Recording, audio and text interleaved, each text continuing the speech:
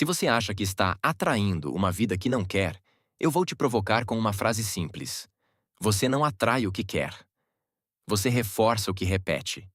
E o mais perigoso é que quase sempre você repete sem perceber, no piloto automático. Hoje eu vou te mostrar como pensamentos viram padrão, padrão vira realidade, e como você reprograma isso em 7 dias, consciência e consciência, sem promessas vazias. Porque olha a cena. Você diz que quer mudar de vida, mas acorda e já pega o celular. Você diz que quer prosperar, mas evita decisões difíceis. Você diz que quer paz, mas alimenta o mesmo tipo de pensamento todo dia. A sua vida não está obedecendo o seu desejo. Ela está obedecendo o seu sistema. Desejo não cria destino. Repetição cria. E antes de você se culpar, entende isso. O piloto automático não é preguiça. É eficiência biológica. O cérebro economiza energia automatizando comportamentos. Quanto mais você repete um caminho mental, mais rápido ele fica. Isso tem nome: neuroplasticidade. O seu cérebro aprende por repetição, não por intenção. Então, a pergunta real não é o que eu quero. É o que eu estou treinando todos os dias sem notar? Aqui entra um choque de realidade. Pensamento não é só opinião. Pensamento é um padrão de ativação no cérebro. E padrão repetido vira rota preferencial. Isso significa que, com o tempo, você não tem pensamentos. Você passa a ser conduzido por eles. A mente repete para te proteger, não para te libertar. E se você não assume o volante, ela vai continuar dirigindo para os mesmos lugares. Agora, por que certos padrões grudam tanto? Porque não é só repetição. É repetição com emoção. Emoção é como se fosse cola. Um pensamento com carga emocional vira memória forte.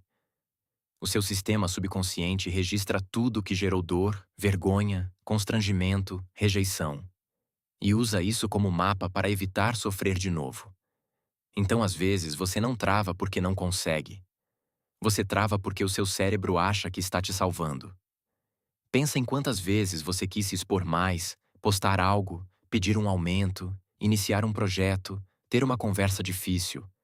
E do nada surgiu um peso no peito, uma tensão, uma vontade de adiar. Isso não é azar. Isso é o subconsciente puxando um arquivo antigo. Da última vez doeu. E ele prefere o familiar ruim ao desconhecido bom. O subconsciente ama segurança, mesmo que seja uma segurança que te limita. É aqui que muita gente cai no erro da manifestação como fantasia. Imagina o resultado final, sente um pico de esperança e depois volta para a rotina de sempre. E quando não acontece nada, conclui: não funciona. Só que o que não funcionou não foi a ideia de criar uma vida melhor. O que não funcionou foi a falta de ponte entre pensamento e ação. Se o pensamento não encosta no comportamento, ele vira apenas entretenimento mental. E aí entra uma peça que muda tudo. Presença. Estado de presença não é ficar zen o tempo inteiro. É perceber o padrão enquanto ele acontece. É notar a sua mente tentando te puxar para a repetição e escolher conscientemente a próxima ação. Presença é a pausa entre o impulso e a resposta. E essa pausa é onde a sua vida começa a ser redesenhada. Vamos ser práticos. Um hábito não nasce do nada. Ele tem um gatilho, uma rotina e uma recompensa. Gatilho pode ser cansaço, tédio, ansiedade, comparação. Rotina é o que você faz. Rolar feed, comer por impulso, evitar, brigar, se distrair. Recompensa é alívio momentâneo. O cérebro aprende. Isso me tirou da dor. E aí você repete. O problema é que o alívio rápido cobra juros altos. Se você quer mudar a realidade, você precisa mudar o que você reforça. E você reforça com 3 coisas: atenção, emoção e repetição. Atenção é o foco. Emoção é a carga. Repetição é o treino. A maioria das pessoas tenta mudar só com força de vontade, mas força de vontade perde para sistema. O que vence é método. Você não precisa de mais motivação. Você precisa de uma estrutura que não dependa do seu humor. Agora eu vou te dar um conceito que parece simples, mas é poderoso: pesar a ação. Pessoas que executam não esperam sentir vontade. Elas colocam na balança os prós do futuro contra os contras do agora. Quando você deixa claro por que o futuro desejado é mais valioso do que o conforto atual, você aumenta seu compromisso. E compromisso é o que ativa a ação. Seu cérebro muda quando a vantagem de mudar fica maior do que a dor de mudar. E tem uma outra chave: começar pelo fim, sem cair em ilusão. Não é fingir que já chegou. É começar a se comportar como alguém que está indo. Se você quer ser mais confiante, faça ações que uma pessoa confiante faria em pequena escala. Se quer prosperar, faça a tarefa desconfortável que gera valor. Se quer paz, pratique o comportamento que reduz caos. Você não vira a pessoa e depois age. Você age e vai virando a pessoa. Só que tem um detalhe: imaginar do jeito errado pode te sabotar. Muita gente só imagina o troféu, o resultado final, o aplauso. Isso dá prazer, mas não dá caminho. O que aumenta a confiança é imaginar o processo. Você superando obstáculos, avançando mesmo com dificuldade, executando a ação que você mais teme com firmeza. E se você sente ansiedade ao imaginar, você pode começar se vendo em terceira pessoa, como se estivesse assistindo você mesmo fazendo, e depois passar para a primeira pessoa. Isso reduz a carga e mantém o cérebro engajado. Agora vamos descer do conceito para o chão. Como você sai do piloto automático? Você precisa de duas coisas ao mesmo tempo: consciência do padrão e uma ação mínima diária. Porque a verdade é dura. Grandes viradas nascem de pequenas repetições. Não é glamuroso, mas é real. A vida muda quando o seu todo dia muda. Ação mínima diária é uma promessa pequena demais para você falhar, mas grande o suficiente para você respeitar. 15 minutos, 20 minutos, uma página, um e-mail, um treino curto, uma ligação, um rascunho. A ação mínima não serve para resolver a vida. Ela serve para criar evidência. E evidência cria identidade. Eu sou alguém que faz. Seu cérebro respeita provas, não promessas. E por que isso é tão importante? Porque você não manifesta o que você quer. Você manifesta o que você sustenta. E o que você sustenta é seu estado interno. Plus, seus comportamentos repetidos. Se o seu estado interno é ansiedade e fuga, você sustenta atrasos. Se é clareza e ação, você sustenta progresso. Não é magia. É treino de atenção, emoção e repetição. Agora eu quero te guiar por um método de reprogramação em 7 dias. Não é um milagre em uma semana. É um reset inicial para você sentir que tem controle de novo. O objetivo é simples: sair da repetição inconsciente e entrar na repetição intencional. Dia 1. Rastreio do automático. Hoje você não vai tentar mudar nada. Você vai observar. 3 vezes no dia, pare por 30 segundos e responda: o que eu estou pensando agora? O que eu estou sentindo no corpo? O que eu estou prestes a fazer? E anote em uma frase: esse é o primeiro choque de presença. Você não muda o que você não percebe. Dia 2. Escolha um padrão para reprogramar. Não tente consertar a vida inteira. Escolha um ciclo específico: procrastinação, comparação, irritação, comer por ansiedade, gastos por impulso. Defina. Qual é o gatilho mais comum? Cansaço? Celular? Conversas? A meta do dia 2 é identificar o gatilho dominante. Porque quando você domina o gatilho, você antecipa a queda. Quem prevê o padrão, interrompe o padrão. Dia 3. Crie um se... Então, isso é ciência comportamental pura. Se acontecer o gatilho X, então eu farei a ação Y. Exemplo. Se eu abrir o celular por ansiedade, então eu fecho e faço 10 respirações lentas e escrevo a próxima ação. Ou, se eu sentir vontade de adiar, então eu começo por 2 minutos. O cérebro ama regras simples. A repetição precisa de um trilho novo. Dia 4. Emoção como cola. A seu favor. Hoje você vai associar emoção positiva ao comportamento certo. Depois de cumprir sua ação mínima, por menor que seja, você vai registrar. O que isso diz sobre mim? E você vai celebrar de forma discreta, mas real. Um feito, um cheque, uma música, uma caminhada curta.